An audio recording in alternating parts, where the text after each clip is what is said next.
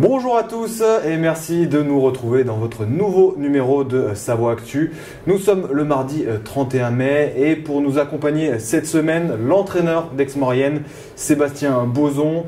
Depuis quelques jours, c'est un héros, un pur produit savoyard né en Maurienne.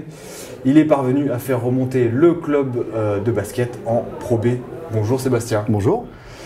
Dites-moi Sébastien, une saison particulière, vous êtes entraîneur adjoint, vous prenez les rênes de l'équipe dans une période un petit peu compliquée, 7e, vous attaquez les playoffs avec que des matchs à l'extérieur, vous remportez le titre, vous nous avez fait une Pascal Duprat quoi. Oui. Je rigole parce qu'on n'arrête pas de me comparer à ce monsieur que d'ailleurs je ne connais pas. Par contre, j'ai joué contre lui quand il était à Gaillard. Donc avec le SOC, j'ai joué contre lui. Donc je l'ai rencontré sur le terrain par contre. Et voilà, donc oui, c'est un peu de Duprat, oui. On parle de lui parce qu'évidemment, il y a eu un choc psychologique. C'est ce que vous avez voulu faire au moment de reprendre les rênes pour remotiver un petit peu les troupes? Ouais, puis j'avais pas trop le choix. Hein. On m'a confié une mission de commando. Voilà, ça a été le terme, c'est ce qu'on m'a dit. Donc voilà, ouais, c'était un... Ouais. Vous avez dit, là, quand vous avez repris les rênes et avant la première fois que vous avez vu le groupe, j'ai juste tenté de remettre les têtes à l'endroit. Vous avez senti que les joueurs étaient un petit peu perdus et perdu peut-être un objectif aussi clair et précis pour cette saison? Ouais, c'est difficile de répondre à ce genre de questions, hein, sachant que moi, j'ai rien demandé à personne et que je travaillais avec François, donc vraiment en très bonne cordialité. Donc, ouais, c'est difficile, oui. De toute façon, après, pour amener... J'ai essayé de faire ce que je savais faire, en fait. Voilà. On a refait un peu des choses basket, mais par contre, ouais, c'était vraiment je pense de la préparation mentale pure. Et vous y avez toujours cru, vous, quand vous avez pris les rênes, quand on parle de Pascal Duprat aussi, c'est cette idée de toujours croire à l'objectif qu'on s'est fixé, quoi qu'il arrive? Ouais, j'y ai cru quand on a battu Jet Vosges. Quand on a gagné à Jet Vosges pour le Final Four, là j'ai dit on va pas être loin de la vérité. Et une fois qu'on est au Final Four, finalement, on peut se permettre toutes les ambitions. On peut tout se permettre. Alors vous êtes un ancien footballeur du SOC, vous en avez parlé tout à l'heure, hein, vous êtes fan de boxe. Ouais. Comment on arrive au basket et à entraîner voilà, une équipe qui est au plus haut niveau au basket en Savoie? Alors déjà, j'aurais jamais pensé en faire mon métier. Déjà, c'est la première remarque. Deuxième remarque, c'est quand moi je jouais au football, tous mes potes jouaient au basket, en fait. Et donc quand je jouais pas, j'allais jouer au basket avec eux. Et quand j'ai arrêté mes études, parce que je suis resté 5 ans ici à Chambéry, là, quand j'ai arrêté mes études, je suis rentré chez moi. J'ai dit, là c'est le moment d'aller entraîner. Alors j'ai commencé à entraîner en départ, des garçons, minime départ, à Saint-Étienne-de-Cuines. Ensuite je suis allé entraîner les cadets à Aix. Et puis au fur et à mesure, il y a un poste qui s'est libéré. Ils m'ont embauché en tant qu'emploi jeune. C'est parti. Est-ce que vous serez l'entraîneur d'Aix-Maurienne l'année prochaine? Je sais pas. C'est une question qui n'est pas encore, pas encore tranchée? Non. Bon, imaginons qu'on renouvelle votre bail. Vous imaginez quand même un jour entraîner à ce niveau-là, peut-être en Pro D2 l'année prochaine, mais en tout cas déjà... Ouais. Oui. Ça, c'était une ambition pour vous? Oui. Bon, c'est clair. Quels seront les objectifs en Pro B? Le maintien. C'est le maintien, c'est sûr. Construire un budget cohérent et puis le maintien. Budget cohérent, c'est les dirigeants qui s'en chargeront. Hein. Difficile. C'est difficile, donc ça, on va repartir sur des choses que je connais, hein, vu que j'étais assistant au Pro B pendant 10 ans. Je connais bien le fonctionnement du club, le positif, le négatif. Voilà. À moins qu'il y ait un mécène qui nous tombe du ciel. C'est toujours un peu... Oui, c'est toujours... Parce qu'on avait un budget quand même conséquent pour l'ENA. Hein. Voilà. J'ai été très très surpris des budgets de l'ENA. On a quand même un budget conséquent. C'était important là quand même de ne pas rester trop longtemps en 1. On sait que c'est compliqué hein, quand on descend, c'est compliqué de remonter très vite. Il fallait le faire. C'est la première fois que ça arrive. D'accord. Et c'était important de le faire tout de suite pour peut-être aussi éviter un peu les doutes trop longtemps. Parce qu'on perdait aussi le centre de formation, parce qu'on a l'agrément, vous avez une période d'1 an une wildcard. D'accord. L'invitation. Voilà. Okay, et sachant que moi, ce qui n'a pas été dit, c'est que j'ai fait 3 saisons en une en fait. C'est que j'avais les jeunes, j'avais le centre de formation moi. En National 3 cette année, on a fini 3e du championnat avec mes jeunes. On a fait une très très belle saison. Et du coup, il fallait absolument remonter. Sinon, on perdait les cadets France qui sont maintenus aussi en première division.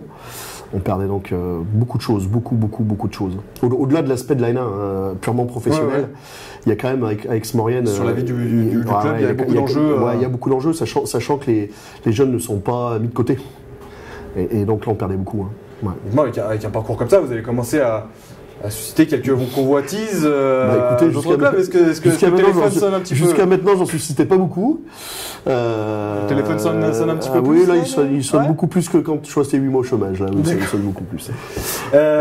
Côté joueurs, sur qui on pourra compter l'année prochaine, sur qui le club espère compter, et puis forcément, il va y avoir des recrutements, en tout cas, on doit forcément y penser. Ah oui, là j'y pense tout le temps. Maintenant, on va compter, je vais garder une grosse ossature quand même. Hein. Pour ce qui concerne les joueurs étrangers, on ne gardera pas Steph. Bradford qui a fait des playoffs énormes et qui fait 2 montées en 2 ans quand même. C'est pas rien. C'était un vrai choix de François Sens d'avoir fait venir ce mec-là. Voilà, donc ça va être de garder Aurélien Rigaud, Thomas Evande, Romain Dardenne et Karim Atama qui sont encore sous contrat. Donc ça fait 4 si je ne me trompe pas. Moi, pilier de l'équipe Aix-Maurienne. Oui. Ces joueurs. Ces joueurs très confirmés. Confirmés.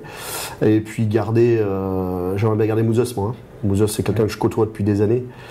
C'est au-delà du joueur, c'est un staccanoviste et j'aime bien les joueurs qui s'entraînent, moi.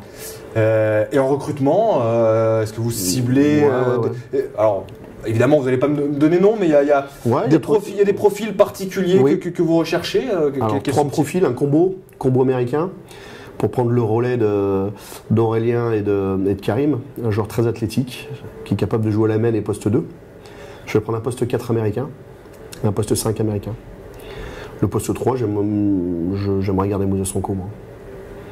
Je sais où jouer avec lui. Par contre, comme il a joué tous les playoffs blessés, ce qu'il faut souligner, c'est qu'on a quand même joué tous les playoffs avec la moitié de l'équipe blessée. Oui, effectivement. Avec certains, vous avez fait rentrer en joker pour quelques tirs. C'était un vrai coaching aussi là-dessus. Un samedi matin, le lendemain de Jet Vosges, je les appelais les épaves. Quand j'ai vu arriver les épaves, j'ai fait ouh, on va pas être bien. Et puis les joueurs ont. Vous leur avez presque demandé des tâches hyper précises. Et il fallait être sur du 100%. Déjà, je leur ai demandé de jouer blessé. Donc il y a certains joueurs qui ont refusé. Car Thomas était blessé, donc j'ai économisé de Thomas qui s'est quasiment pas entraîné. Bradford était blessé. Karim Atamna était blessé et Moussa Sonko était blessé. Ça, personne ne le savait, mais moi je le savais par contre. Donc ça donne encore un peu plus de relief à cet exploit. Vous étiez chez les jeunes, vous nous avez parlé des bons résultats. Donc il y a un vivier très intéressant. Est-ce que vous allez puiser aussi là-dedans chez Zen Comment ça va se concrétiser? Est-ce que vous avez donné la chance À part à Tony Thuram qui risque de rester avec nous. Par contre, l'écart entre la N3 et la N1, donc Madio Pendiaï a fait 3 matchs en N1. Vous pouvez arriver à faire jouer parce que j'avais des bons jeunes, vous pouvez arriver à les faire jouer une dizaine de minutes. Par contre, entre la Pro B et la N3, l'écart il est trop.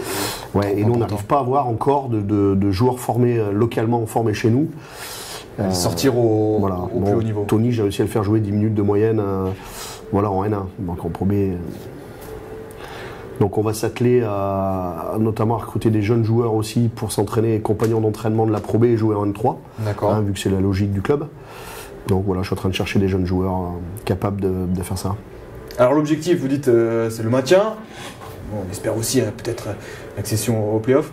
Et puis alors il y a cette question de Pro A. On sait que le club l'a déjà refusé en 96-97 lors de cette saison où vous avez été champion.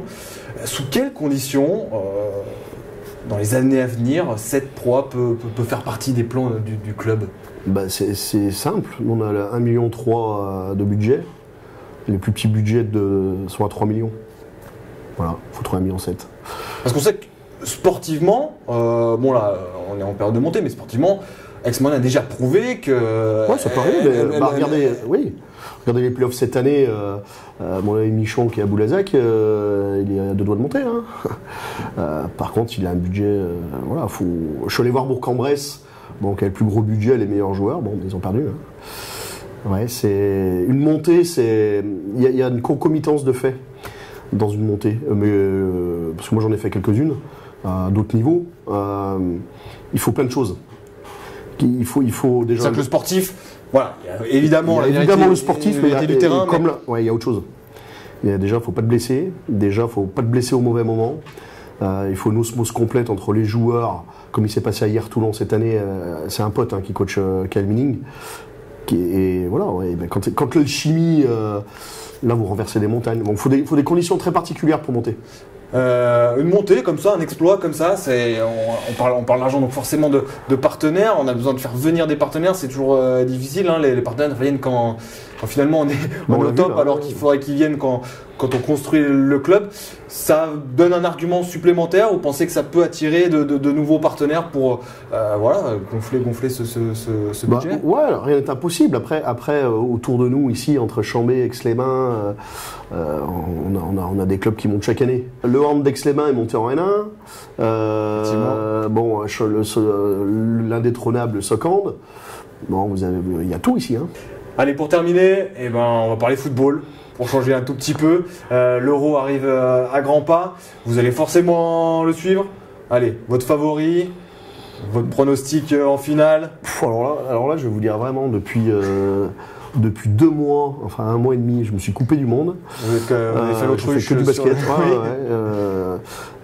J'ai pas suivi, je sais même pas qui va jouer. Je vous dis honnêtement, c'est la première fois de ma vie que ça m'arrive, je crois. Et c'est rare, hein, mais je vais pas préparer mes fiches. La France, oui, moi j'aimerais bien que la France, évidemment. Le cœur sera bleu, par contre, je vais regarder tous les matchs de l'équipe de France. Par contre, je ne vous promets pas de regarder les autres. Merci beaucoup Sébastien Ozon. Merci. À très bientôt. Merci, au revoir. Merci beaucoup. À la semaine prochaine. Au revoir.